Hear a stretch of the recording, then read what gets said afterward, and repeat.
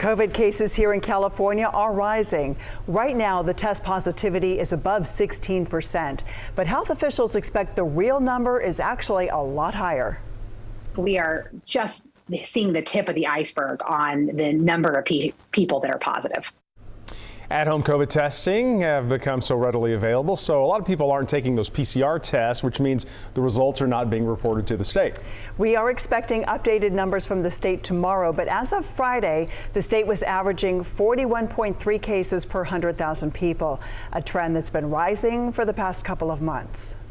The number of the people that we're seeing anecdotally, right? Look at your contacts, look at your friends and your family. At least I know in mine. I know tons of people that have COVID right now that are doing very well at home and not having any issues, but just lots of people having COVID. It's really high numbers out in the community. But questions about how accurate case data is could mean that more people have COVID than's actually reported. KCRA 3's Brittany Hope shows us how a wastewater treatment center is working to try to fill that gap in testing.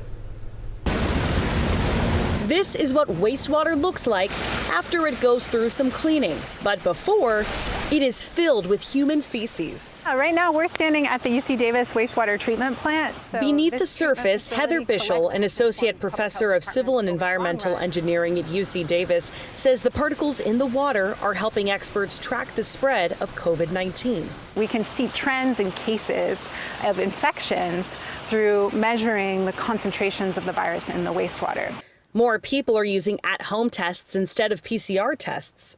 Their positive results aren't being sent to health officials, which means there's an undercount in state and county data. What's useful about wastewater is that everybody uses toilets, right, in the system. And so if you're infected with the virus and shedding it into the wastewater system, that happens before you may even know you have symptoms, and if you are asymptomatic. So here's how it works. Healthy Central Valley Together is partnering with UC Davis and public health departments to collect that wastewater across Stanislaus, Yolo, and Merced counties. Then it's tested in labs like this. Once samples are taken, it's sent to water treatment facilities to be treated before it's sent back into the environment or recycled. The wastewater can provide this early warning signal. These samples showing COVID cases days to a week in advance. Here's the data already at work. In Davis, you can see there was a peak a little more than 2 weeks ago. In Modesto, a peak of samples hit last week.